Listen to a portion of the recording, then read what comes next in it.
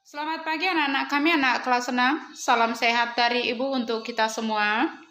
Kembali lagi kita bersama dengan Ibu dalam tema Selamatkan Makhluk Hidup. Subtema Ayo Selamatkan Hewan dan Tumbuhan pada pembelajaran 3. Selamat bergabung. Selamat pagi anak-anak kami semuanya. Kembali lagi kita ke dalam pembelajaran kita pada tema 1. Selamatkan makhluk hidup dalam subtema Ayo Selamatkan Hewan dan Tumbuhan di pembelajaran 3.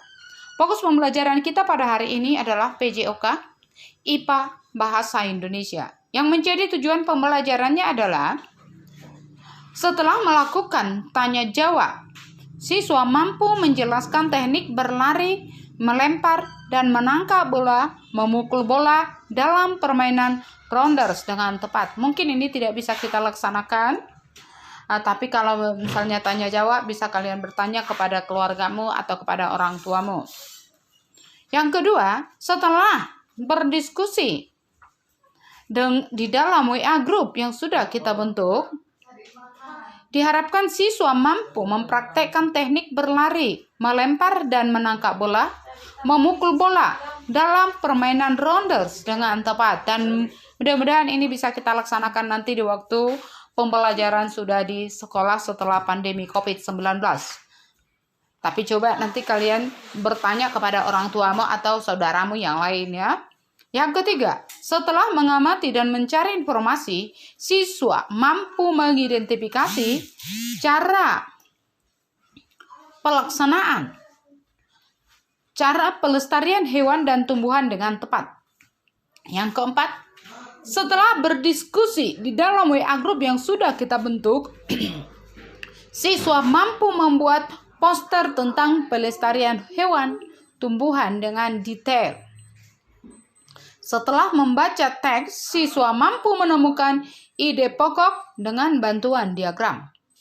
Yang keenam, setelah menemukan ide pokok dari teks yang dibaca, siswa mampu membuat penilaian terhadap suatu kesimpulan dengan detail. Inilah yang menjadi tujuan pembelajaran kita di pembelajaran 3. Perhatikan kembali buku kita atau di layar ponselmu pembelajaran 3. Apakah kamu pernah memperhatikan hewan berlari? Apa perbedaan cara hewan berlari dengan manusia? Mengapa makhluk hidup diberi keterampilan berlari? Untuk memahaminya, ayo kita pelajari sambil mempraktekkannya. Kita kembali buka buku kita halaman 134. Yang menjadi fokus pembelajaran kita pada hari ini adalah PJOK.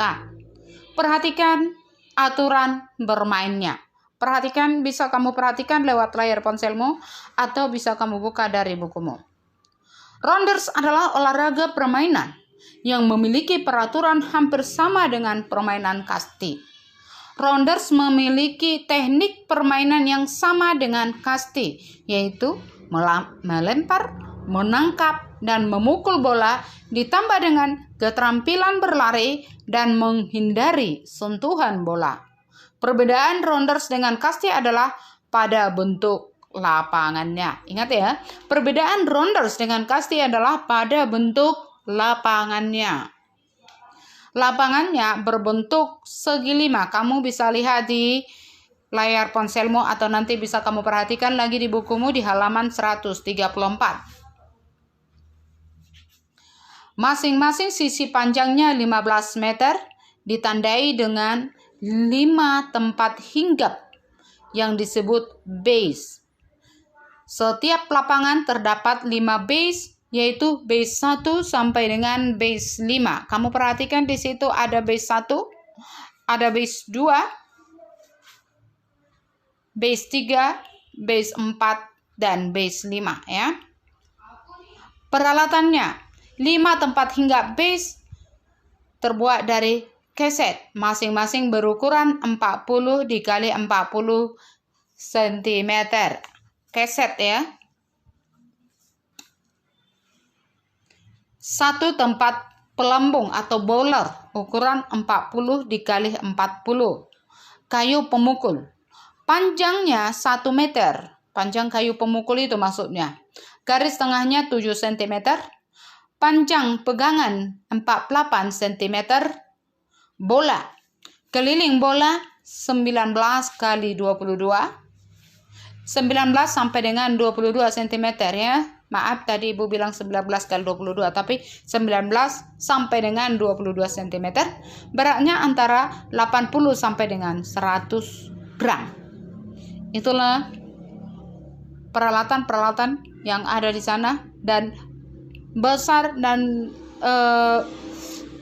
bentuk lapangannya sudah ada di bukumu. Kamu bisa perhatikan itu dengan baik.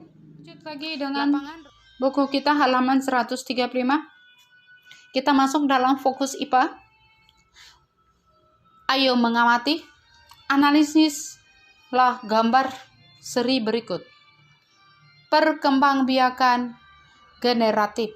Apa yang dimaksud dengan perkembangbiakan generatif?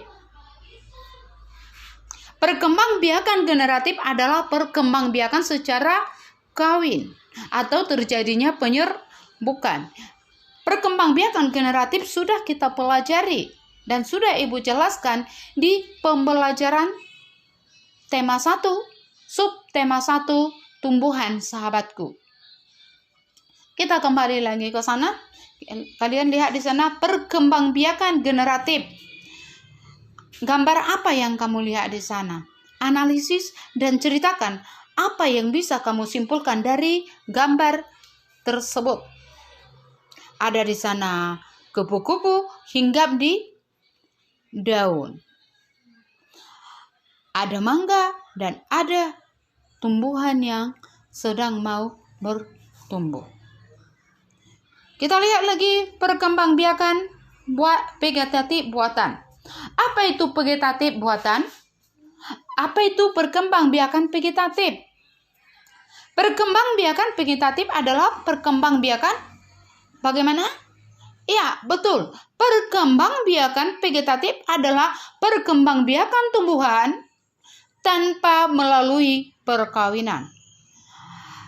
Kemarin pada pembelajaran subtema 1 kita sudah mempelajarinya. Ada vegetatif buatan dan ada vegetatif alami. Yang kita lihat di sini adalah vegetatif buatan, yaitu mencangkok. Nomor 1, mencangkok. Coba kamu tuliskan langkah-langkah apa yang harus dilakukan ketika kita mau mencangkok. Dan tumbuhan apa saja yang biasanya dicangkok. Yang kedua, kamu lihat di situ stek batang. Bagaimana caranya melakukan perkembangbiakan vegetatif buatan dengan cara stek batang? Biasanya, tumbuhan apa yang sering kamu lihat dibuat untuk dikembangbiakan dengan cara stek batang? Yang ketiga, kamu perhatikan ada di situ perkembangbiakan vegetatif buatan dengan cara menyambung. Bagaimana cara membuat perkembangbiakan secara menyambung? Dan tumbuhan apa saja yang bisa dilakukan untuk perkembangbiakan vegetatif secara menyambung? Kamu cari nanti di situ ya. Itulah yang menjadi tugas kamu untuk hari ini. Kita lihat lagi perkembangbiakan vegetatif alami. Di sana kamu lihat ada akar tinggal. Apa itu akar tinggal? Umbi lapis. Apa itu umbi lapis? Umbi batang dan umbi akar. Coba kamu cari perkembangbiakan tumbuhan vegetatif alami dengan cara akar tinggal. Contohnya tumbuhan apa? Umbi lapis contohnya tumbuhan apa? Umbi batang contohnya tumbuhan apa? Dan umbi akar contohnya tumbuhan apa? Kamu lihat lagi di sana ada tunas adventif, spora, dan gerage. Di sini ada Ibu bagikan beberapa video yang dapat menunjang kamu untuk lebih memahami pembelajaran tentang perkembangbiakan tumbuhan vegetatif dan generatif. Di sini ada Ibu tambahkan video pembelajaran vegetatif alami. Tumbuhan baru dapat dihasilkan dari bagian tubuh induknya tanpa bantuan manusia. Bagian-bagian tumbuhan yang dapat tumbuh menjadi individu baru adalah sebagai berikut. 1. Akar tinggal rizoma. Akar tinggal adalah batang yang tertanam dan tumbuh mendatar di dalam tanah. Akar tinggal memiliki buku-buku. Pada tiap ujung ruas buku-buku tersebut tumbuh tunas. Tunas tersebut yang akan menjadi tumbuhan baru. Itulah yang disebut dengan akar tinggal. Kamu bisa lihat di situ contoh tanamannya. Umbi memiliki mata tunas di dalam tanah. Tunas-tunas inilah yang tumbuh menjadi tumbuhan baru. Lihat di situ ada contohnya. Contoh tumbuhan yang berkembang biak dengan umbi akar adalah wortel. Lihat ya. Geragi atau stolon. Geragi adalah batang yang tumbuh menjalar di atas tanah. Kamu bisa bahas lagi lebih lanjut ke bawah. Baru ada lagi yang vegetatif alami adalah tunas. Pohon pisang dan bambu berkembang biak dengan tunas. Kamu bisa membacanya lagi. Vegetatif buatan. Cangkok. Cara ini diawali dengan mengupas kulit batang atau dahan dan membungkusnya dengan sabut kelapa yang berisi tanah, serta menunggu bagian batang yang dibungkus berakar. Kamu baca lagi bagaimana caranya. Ada juga di situ step, yaitu memotong bagian batang atau daun yang bertunas kemudian ditanam dan menjadi tumbuhan baru. Ada tempel. Cara okulasi dilakukan dengan mengambil tunas dari satu pohon ditempelkan ke batang pohon yang lain. Bisa kamu baca lagi ya.